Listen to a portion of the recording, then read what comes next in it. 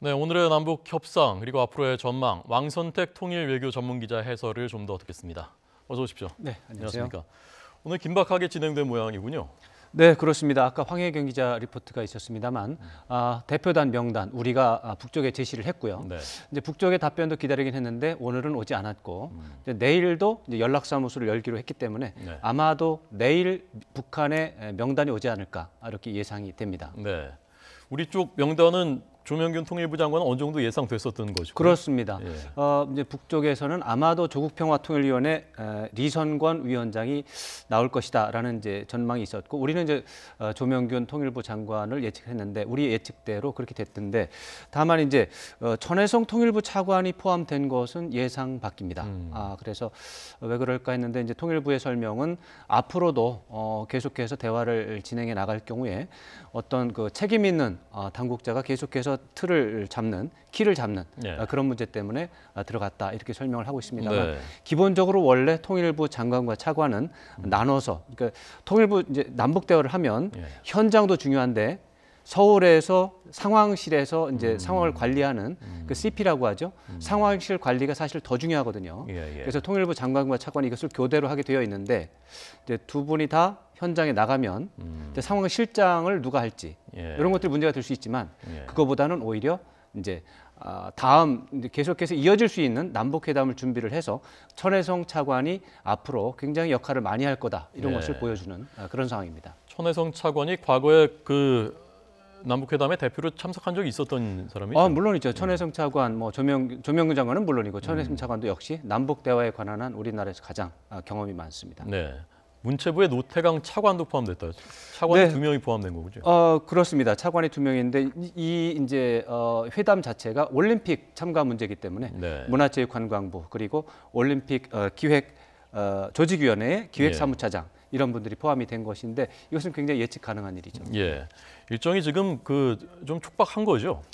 굉장히 촉박하죠. 사실은 이제 2월 초에 이제 행사가 시작이 돼야 되는데 사실 굉장히 따질 게 많습니다. 북한 쪽에서 대표단이 온다고 했는데 네. 대표단이라고 하는 말 자체가 무슨 말인지 좀 따져봐야 됩니다. 기본적으로 선수단이 올 수 있고, 선수단도 피겨 선수만 올지, 그건 출전권이 기본적으로 있는 거니까. 이제 아까 또 이제 조수연 기자 리포트가 있었습니다만, 와일드 카드라고 하는 방식을 통해서 온다면 어느 정도 선까지 와야 될지. 그다음에 응원단이 올 수가 있습니다. 네. 응원단이 올 때 100명이 올지 50명이 올지. 응원단 말고 또 예술단이라고 하는 개념도 있어요. 이제 올림픽 기간에 어떤 이제 친선 행사 뭐 이런 것들, 이제 부대 행사가 있기 때문에 예술단이 올 수도 있죠. 네. 당연히 규모가 커지면 행정 지원팀이 와야 되죠. 보도진도 와야 되죠.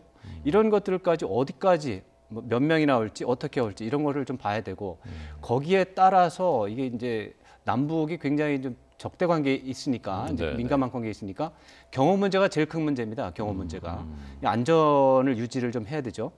예우 문제가 있습니다. 잘못하다가 또 우리 남남 갈등을 유발할 수 있는 어떤 불상사가 날 수 있거든요. 예우를 또 적절하게 해야 되는 문제. 또 통신 문제, 숙박 문제, 가장 중요한 또 비용 문제도 있습니다. 또 이런 문제와 관련해서 IOC는 어디까지 개입을 할 것인지, 이런 거를 생각을 해보면 기간이 결코 많이 남은 게 아닙니다. 굉장히 촉박하다고 볼 수 있습니다. 네. 이제 9일이면 그 사흘밖에 남지 않았는데요. 평창 올림픽까지는 한 달 남은 거고요. 1월 그렇죠. 9일이면. 네. 북한이 어제 수락을 하면서 의제는 평창 올림픽 참가를 비롯한 남북 관계 개선이라고 남북관계 명시했단 말입니다. 이번에 군사 훈련 문제라든가 그 밖에 또 다른 문제를 제기할 가능성은 어느 정도라고 보십니까? 가능성이 있다고 봐야 됩니다. 이게 이제 김정은의 신년사를 보면 네. 한미연합 군사훈련 문제에 대해서 상당한 불만을 표명을 했습니다. 그리고 미군의 전략자산이 한반도로 전개하는 것도 거론을 명확하게 구체적으로 이게 안 된다. 네. 이제 거론도 했고, 전체적인 문맥에서 북한에 대한 대북 제재, 국제사회 대북 제재에 그거에 대한 불만도 있고, 거기에 대한 우리 정부가 동참하고 있는 부분에 대해서도 불만을 표명하는 취지가 다 들어가 있습니다. 네. 이런 것들도 당연히 포함이 될 것으로 예상이 됩니다. 왜냐하면 남쪽으로 북한의 대표단이 왔을 때 이런 긴장 상태, 적대 관계 유지되는 속에서 과연 이런 평화적인 이런 행사가 이루어지겠느냐, 어떤 조건이 거기에 맞게 조성이 되지 않겠느냐, 이렇게 말을 할 가능성이 있습니다. 네. 그래서 충분히 그런 말을 할 수는 있는데, 문제는 그런 것을 할 수는 있겠지만 그렇게 그런 조치가 개선이 안 되면은 참가를 안 하겠다. 이렇게 나오는 게 이제 최강의 수가 되겠고 네, 네. 그럼에도 불구하고 참가할 수 있겠다. 이렇게 이제 두 가지 가능성이 있겠는데 현재로 봐서는 전제 조건을 걸고 할 가능성보다는 문제 제기를 하되 참가는 하는 이런 식이 될 가능성이 높습니다. 네. 왜냐하면 이제 한미 연합 훈련을 연기하는 나름대로 그 우리 문재인 대통령의 성의 있는 조치가 있었기 때문에 아마도 참가는 할 것으로 예상이 되고 신년사 내용이나 이런 걸 보면 리선권 위원장의 발표 내용을 보면 참가에 대한 결단이 이미 내려진 것 같습니다. 네, 네. 이제 협의를 해서 참가할까 말까가 아니라 네. 참가라고 하는 결단한 다음에 예. 지금 이제 사후 조치를 하는 그런 형식입니다. 네. 이 훈련이 일단 연기된 거죠. 그래서 어제 그 저희 그렇죠. YTN에서 4월 중순 가능성이 크다라고 보도를 하기도 했는데. 현재로서는 그렇습니다. 네. 네. 이 한미 훈련이 우리 안보에 부정적인 영향을 미칠 수 있지 않느냐라는 시각에 대해서는 어떻게 이제 보십니까? 훈련 연기냐 훈련 중단이냐에 따라 다를 수가 있겠죠. 훈련 연기에 대해서도 일부 우려가 있기는 합니다만 훈련 연기 자체는 아마도 군사력 약화까지는 좀 어려울 것 같습니다. 네. 그리고 훈련 연기가 이제 한국의 일방적인 주장에 의해서 이루어졌다면 이제 한미 동맹에 부담이 가고 또 그렇게 되면은 이제 군사력 약화는 아니라 할지라도 안보 태세에 영향을 주는 건 사실일 텐데 이번에 뭐 트럼프 대통령이 100% 지지를 하겠다. 그렇게 얘기를 했기 때문에 네. 한미 동맹에 영향을 주지는 않을 것이다. 충분히 예상을 할 수 있고요. 예. 다만 이제 훈련 연기가 된 상태에서 그것이 이제 중단으로 이제 이어진다면 그건 또 다른 문제가 될 수 있습니다. 한미 연합 사령부 체제이기 때문에 한미 연합 사령부 체제에서 1년에 한 번씩 하는 이 키 리졸브 독수리 훈련이 이루어지지 않을 경우에 네, 네. 이러면 양쪽에 협력해야 되는 군 장교들의 대응 태세에 영향이 생길 수 있다. 이건 충분히 예측할 가능합니다. 네, 네. 다만 또 훈련을 중단하면 장점도 있을 것입니다. 이득. 그래서 득실 계산을 좀 해봐야 될 필요가 있습니다. 트럼프 대통령이 통화를 통해서 가족도 보내겠다 평창에. 그렇죠. 이방카 장녀가 올 가능성이 거론되고 있는데. 현재로서는 그렇게 예상이 됩니다. 예. 미국의 입장은 어떤 거라고 보셨습니까? 뭐 기본적으로 이번 이제 트럼프 대통령의 통화를 보고 굉장히 놀랐는데요. 네.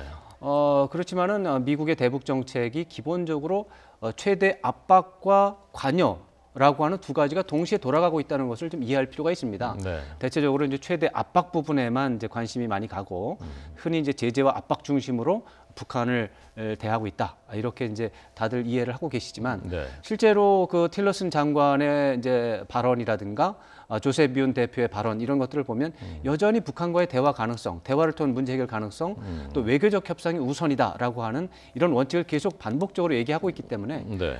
이제 미국의 대북 정책은 압박도 있지만 관여라고 하는 구멍도 분명히 열어놓고 있다. 이런 것을 알아야 되는 거고요. 그런 차원에서 남북 대화가 이루어지는 거에 대해서 굳이 미국이 반대할 필요는 없는 상황이고요. 네, 네. 거기에다가 이런 게 있습니다. 남북 대화가 이루어졌을 때 어쩌면은 그것이 북미 대화까지 이어진다면 트럼프 대통령의 설명은 이런 겁니다. 압박의 결과 북한이 굴복해서 대화로 나왔다는 것이죠.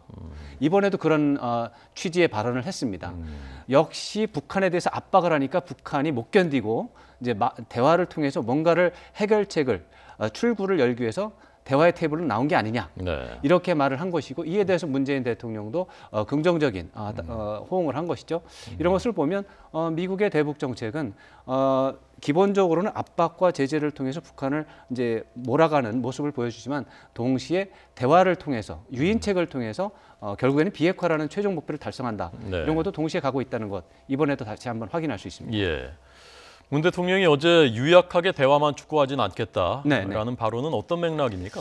두 가지 맥락입니다. 지금 이게 남북 대화를 하게 되면 한미 동맹의 균열이 간다. 예. 특히 미국이 북한을 압박과 제재를 통해서 문제를 좀 해결하려고 하는데 남북 대화를 하면 제재라고 하는 영향이 약화돼서 한미 동맹의 균열이 된다라고 하는 우려의 목소리가 있거든요. 예, 예. 근데 그런 것 때문에 그렇게 국제사회 대북 제재를 흐트러뜨리는 부작용도 당연히 생각하면서 대화를 한다.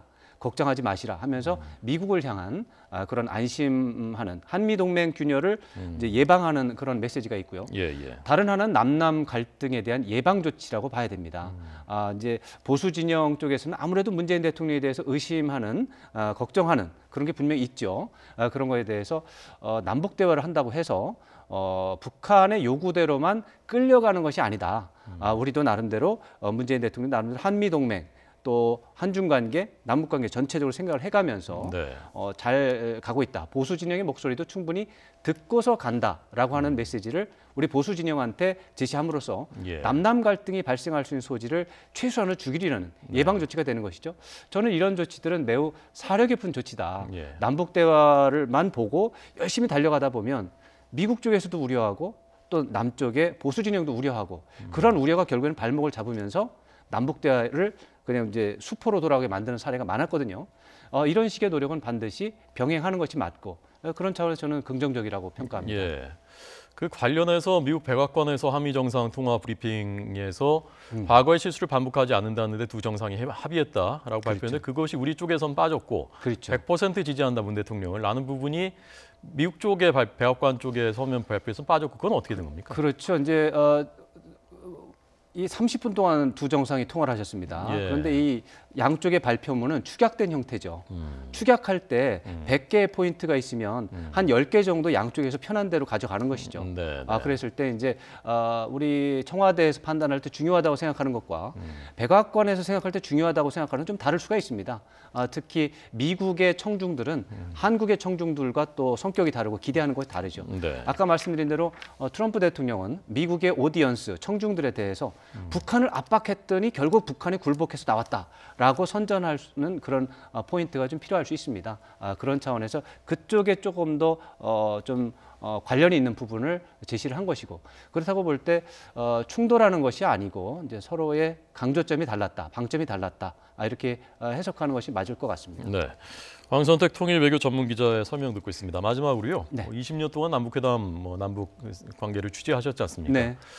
우리 정부가 이런 점은 좀 주의하는 게 좋겠다, 이런 점은 좀 더 염두에 두는 게 좋겠다 하는 조언을 하실 수 있는 게 있다면 해주세요. 네네. 사실은 한미 협의라는 부분을 참 굉장히 중시해야 된다 이렇게 좀 말씀을 드리고 싶습니다.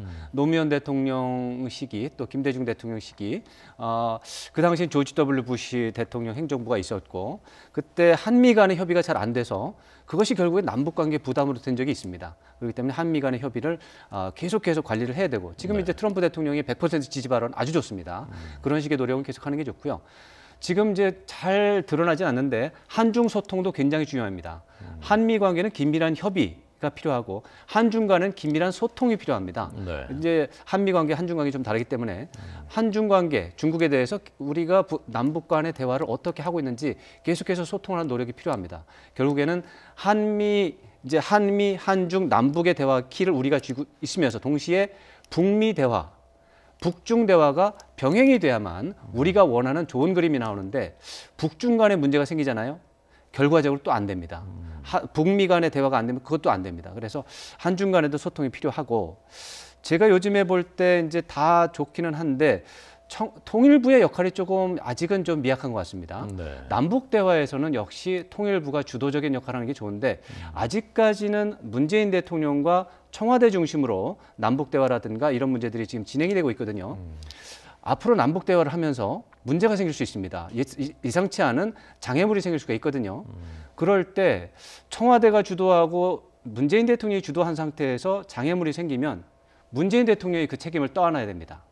그랬을 때 이게 되돌리기가 어려워요.